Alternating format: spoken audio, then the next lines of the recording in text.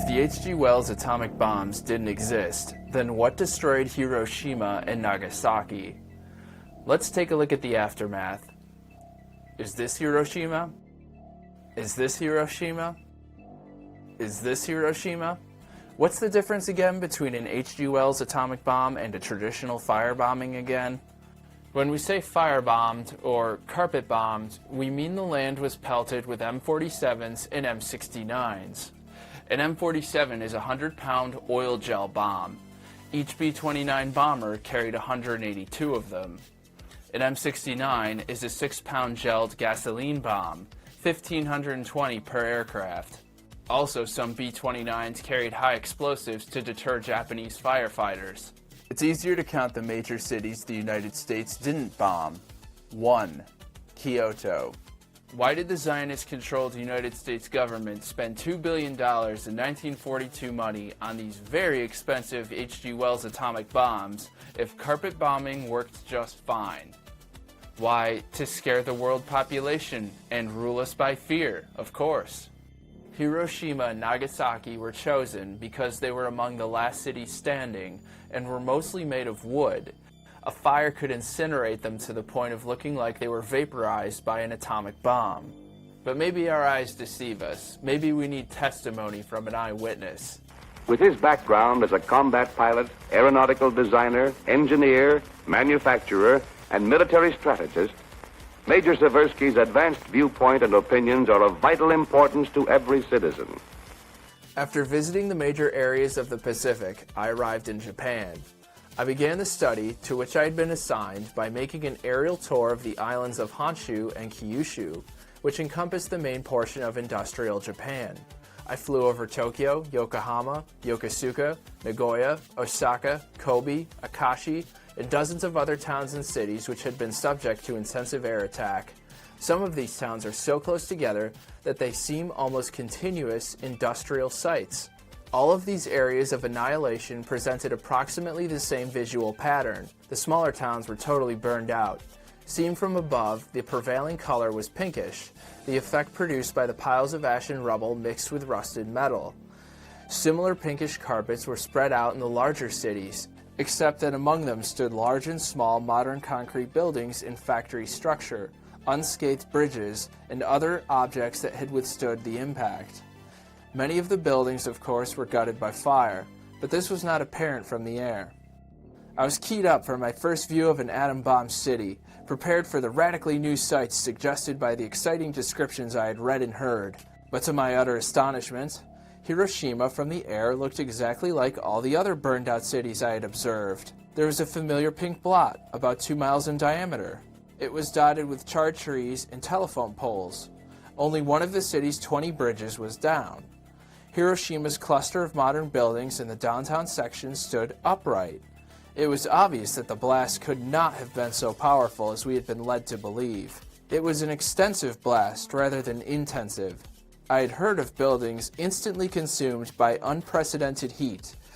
Yet here I saw the buildings structurally intact, and what is more, topped by undamaged flagpoles, lightning rods, painted railings, air raid precaution signs, and other comparatively fragile objects.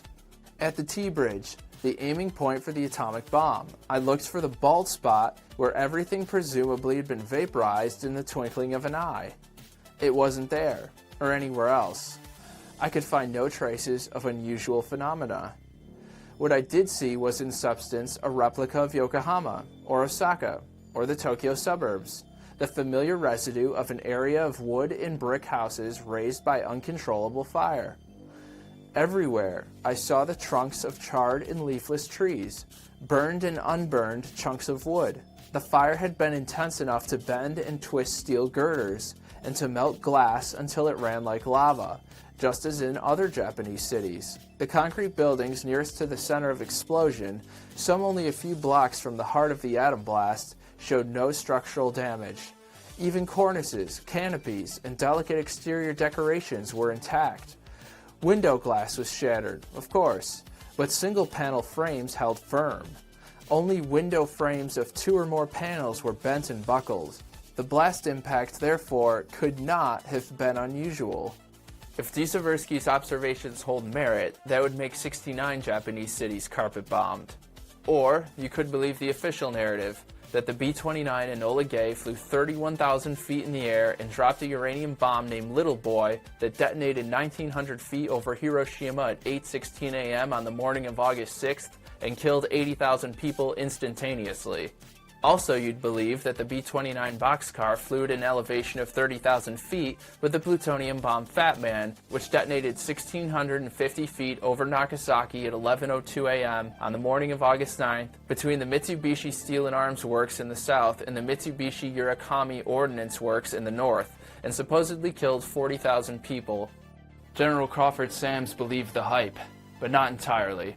Sams was a medical doctor, one of 6 men who ran Japan under Douglas MacArthur from 1945 to 1952. He believed the atomic bomb existed, but indicated it was not very effective. He revealed in a 1979 interview that he was ordered to exaggerate its power. You see, it wasn't filming like something in the publicity where a bomb went off and the city disappeared. No such thing happened. That was the propaganda for deterrence. There was a letter brought over by this first group that came up to Japan from the Philippines with me, from the Manhattan Project, in which the president was looking for a new deterrent against a future war because air power had failed to prevent World War II. You know, if you have another war, air power will destroy civilization, and it failed because it hadn't even brought Germany to its knees. A strategic bomb survey over there showed that military production had increased actually during our bombings. So the object of this instruction, called Letter of Instruction, was, you will play up the devastating effect of the atomic bomb. Alright, so I was the one who set the deadline this time. Anybody who had been in Hiroshima and died within 6 months, whether they got ran over by a bicycle or whatnot, would be credited to the atomic bomb. Attributing a cause of death to a major event for propaganda. Where have we heard that before? Sams goes on to add that one of us, Norman Trenton somebody, got a priest there to say he guessed 100,000 people died when the bomb went off. Well, you see, it didn't. There never was 100,000 people who died. Okay, so who was this Jesuit priest? Why, he's the Harley guy for the nuclear bomb hoax. I was in my room, which faces the valley, and suddenly I saw a light, like magnesium light, flashlight, which filled the whole valley, and looking out of my window to find out the reason for this peculiar phenomena, I saw nothing besides this light, and turning from the window to the door of my room, I heard a crash. It may have been 10 seconds after seeing the light, the flashlight, and immediately I was covered with splinters of the window frames and glass sticking into the walls and actually my flesh itself.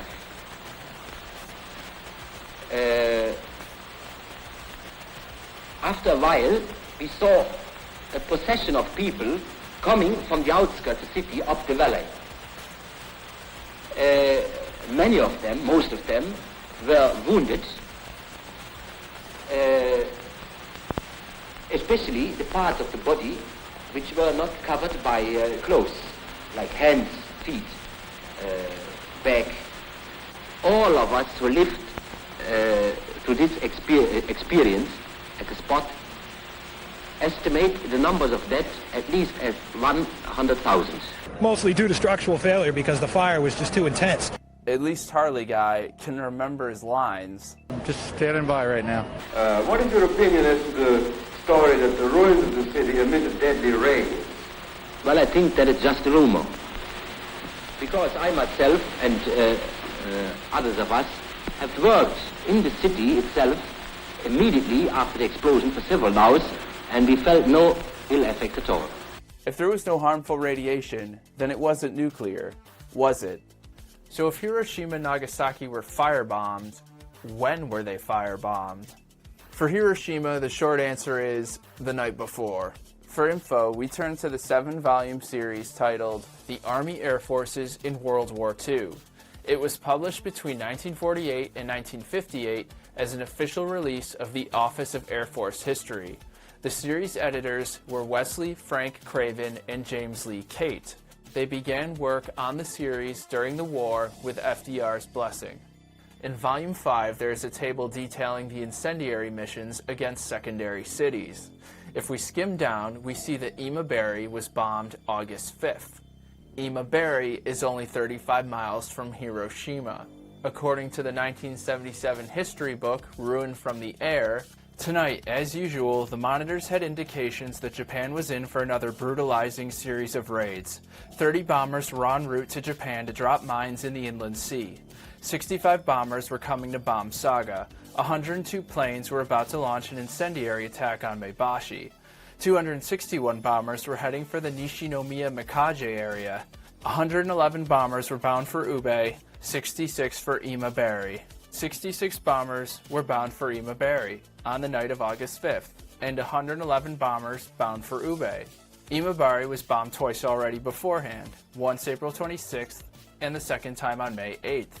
The book Inferno by Edwin Palmer Hoyt confirms these attacks, but also leaves doubt as to whether Imabari was completely razed by the time August 5th rolled around. If this were true, it would make bombing Imabari unnecessary. Hoyt includes a conversation on a train that is often cited by my fellow truthers to show that all 66 planes passed over Imabari and bombed Hiroshima. In the conversation, one man notices that Imabari is not listed on the timetable, and another gentleman asserts that Imabari had burned up, and that his father had a drapery business that burned up too. He said everybody was dead. But there was no train stop in Imabari because there was no train station. According to the Japanese magazine Ehime Prefectural Modern History, issued on February 29, 1988, in the early morning of May 8th, the same year, 1945, there was a second air raid, and the area around Imabari Station was hit by waves 8 times before and after, killing 29 people, seriously injuring 4 people, and damaging 140 houses. But the whole city had not burned up. And according to Imabari City War Disaster Reconstruction magazine of 1971, the city was indeed bombed on August 5th. The third air raid lasted for a long time, from 11:50 p.m. on August 5th to 1:30 a.m. on the following day, August 6th. On the night of August 4th, the bombing of Imabari City was announced by leaflets dropped from the enemy plane. On August 5th, the explosion sound approached greatly from the upper side of the city in the fear of anxiety of the citizens, and it became a rain of fire with the explosion sound in about 60 large bombers. It was attacked by incendiary bombs and small bombs about 10 times for about an hour and a half. Planned bombings were carried out one after another with explosive sounds and flashes, and in about 10 minutes the entire city became a sea of fire. The big fire invited a big wind like a typhoon, made a noise and shook the earth, and the citizens inhaled smoke. On this day, the city center of Imabari was almost destroyed. Between 340 and 454 people were killed. 34,200 people, which is 63% of the 54,341 population, were affected. 5.98 million square meters became scorched earth. The problem here is, in spite of Imabari being bombed on August 5-6, it wouldn't take 66 bombers to cause this type of damage to this smallest city, and only kill 454 people. It's still possible that some of these bombers passed over the city and bombed Hiroshima. However, I propose that the real Hiroshima bombers were the B-29s heading for Ube the very same night. If we flip back to Ruined from the Air and cross-reference each city attacked on August 5th with the table from Army Air Force's World War II, I should expect to see every city on the list. We have Saga, Maebashi, Nishinomiya, Imabari, but no Ube. When was Ube last bombed? July 1st. The napalm created a firestorm. So where did those 111 bombers disappear to that flew out of Guam the night of August 5th? According to the book Final Assault on the Rising Sun by Chester W. Marshall, these planes were targeting an Ube oil refinery. The Ube plant was one of the few plants that remained in high production in Japan until we, the 315th Bomb Wing, came along. It was not only destroyed on August 5th, but also sunk when the surrounding dikes were breached and the area inundated. Apparently, an oil refinery is enough to warrant 111 bombers, but not enough to secure a spot on the Army Air Force's table of bombed cities. How big was this oil refinery? Here's the before. Here's the after. It's an area of 281 acres. 111 bombers for 281 acres of land, and combustible land at that. I don't think so. Where's Ube on the map? 75 miles from Hiroshima. Recap. It took 111 bombers to destroy an oil refinery and 66 to attack the small city of Imabari. We need a closer look at this. For comparison, let's look at Tokyo. On March 10th, it took 279 B-29s to set fire to 10,112 acres in Tokyo and kill 100,000 people. That's 279 planes set fire to 10,000 acres to kill 100,000 people. Imabari was 66 planes for 1,477 acres, which killed 454 people. Proportionally, with the number of planes and acreage burned, the damage to Imabari would have required 40 B-29s. 66 minus 40 leaves 26 left over. Let's set that number aside for now. Hiroshima had a 5 square mile area of fire damage. That's 3,200 acres. If we plug in Tokyo's numbers, each B-29 should be able to damage 36 acres. If we take Hiroshima's 3,200 acres and divide it by 36 acres that a B-29 is capable of burning, we get 89. It would take 89 B-29s to make Hiroshima look like Tokyo. 26 from Imabari's mission, 63 from Ube's. Or, for sake of secrecy, take all 89 from Ube's. 111 minus 89 would leave 22, and 22 B-29s would be ample to blow up the refinery. The United States had air superiority. There was little to no resistance from Japan at this time. Now, in regard to secrecy, each B-29 had an 11-man crew. Only the pilot would need to know where he's going, and not even all the pilots. Many would follow the squad leader. Because they're flying at night and the majority of the crew are young men of frat boy age, they wouldn't necessarily notice where they were going. They've been bombing Japan for a year. It's another day at the office. The crew who were supposed to know? Well, even the dumbest of accomplices can manage to keep silence under threat of death. The fact remains, the damage on the ground does not justify the firepower in the air, and these additional planes can't account for where they were as early as 7 hours before Hiroshima is set to be nuked. They're not flying in circles. Just to really drive home the point, let's get a second confirmation, and a third. The table is from F.J. Bradley's No Strategic Targets Left. He claims 106 planes were sent to Ube, but that's still enough to satisfy the damage at Hiroshima and the refinery. According to the narrative history documents of the 16th Bombardment Group, which was one of 4 units attached to the 315th Bombardment Wing, this was the most spectacular mission in which the 16th Group participated. The Ube Coal Liquefaction Company, important because it was a synthetic production unit, had previously been raided on July 22nd and 23rd, and had been damaged to the extent of 31%. The attack against the plant was launched on August 5-6 by the entire 315th Wing. Interestingly, the 315th Bombardment Wing was equipped with the new B-29Bs. The B-29B was a limited production aircraft, a variant of the B-29 Superfortress, built solely by Bell Atlanta. It was stripped of much defensive gunnery and had all but the tail defensive armament removed, adding capacity for additional incendiary or high explosive bombs. The elimination of the turrets and the associated General Electric computerized gun system increased the top speed of the Superfortress to 364 miles per hour at 25,000 feet, and made the B-29B suitable for fast, unescorted, hit-and-run bombing raids. So the B-29B is faster, and it's packed to the gills with incendiary bombs. and almost all B-29s in the 315th Bomb Wing were B-29Bs, sent to damage an already damaged plant. These are the Hiroshima bombers. How late into the morning did these bombing runs last?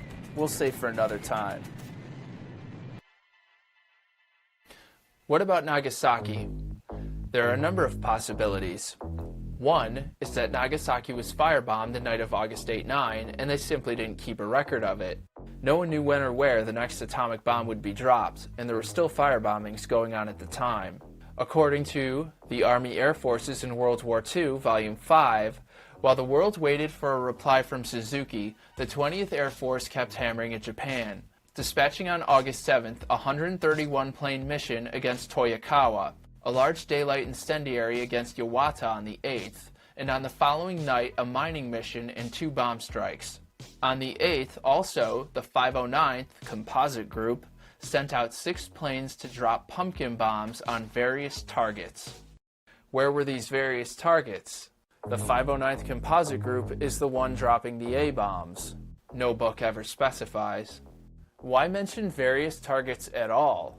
My strongest guess is that the Air Force fed the editors this information to cover their bases, in case a crewman ever jumped up years later and said, "Hey, we were doing bombings the night before Nagasaki, and it's not in the history books."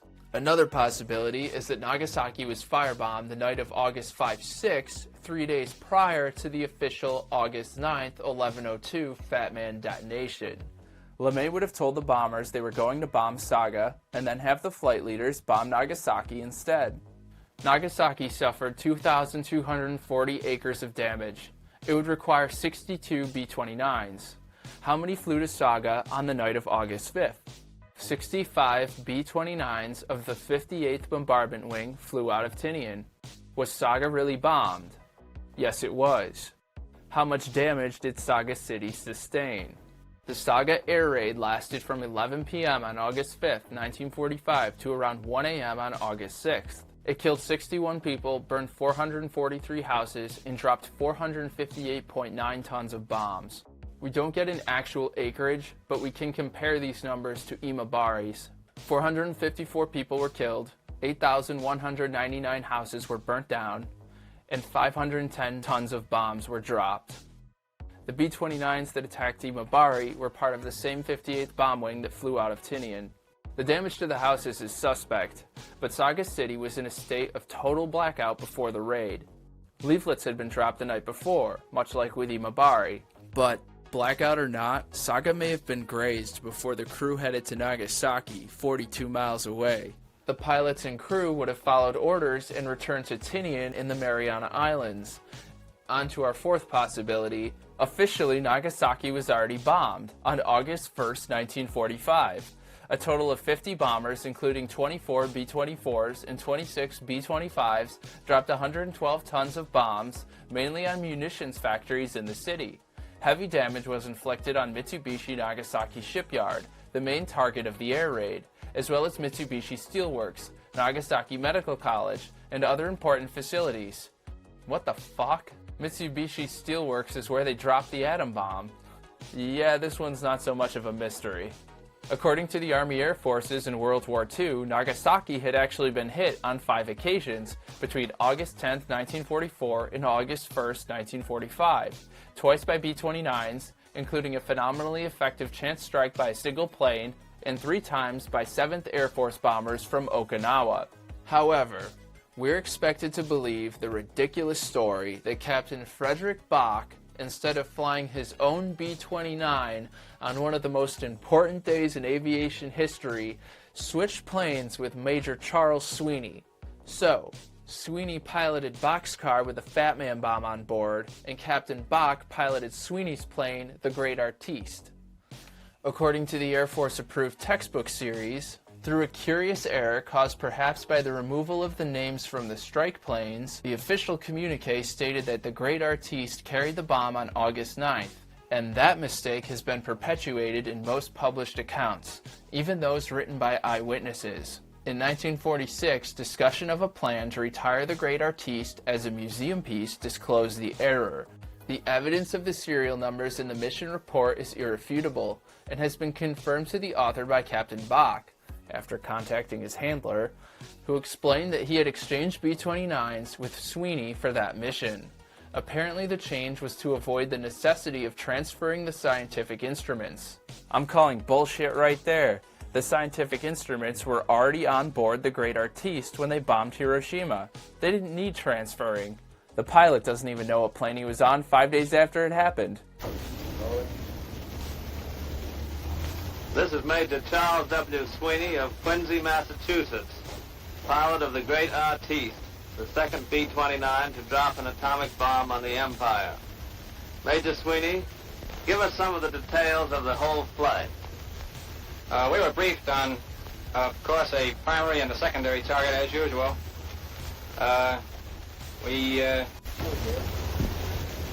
This is Captain Kermit K. Behan of Houston, Texas, bombardier of the Great Artiste. Captain Behan, what was your most outstanding experience on this historic flight? I suppose it was when the clouds opened up over the target at Nagasaki. Now, the nose art wasn't painted on the plane until after the bombing, but the pilots should still know what fucking aircraft they're in. And why the fuck is there a press conference for a top-secret mission before Enola Gay is set to take off? After a photographing session that made us feel like a Hollywood premiere, we got off at about 3 o'clock in the morning. Then, if you swallow that bullshit, we're expected to believe that the target city on August 9th was also switched. Kokura was the primary target on the 9th, but was cloud-covered, and the drop at Nagasaki was possible only because of a last-minute break in the clouds just before the B-29 was prepared to turn back with the bomb. The devil's in the details, people. The more details they have, the more they can obfuscate the truth. Nagasaki was damaged on the 1st, damaged on the 5th, and finished off August 8-9. The plan was Nagasaki all along. Once again, if you'd like to support my work investigating this farce, check out my political thriller novel on Amazon, Silver Bullet, Golden Ticket, a story about a group of criminals trying to save the Rust Belt.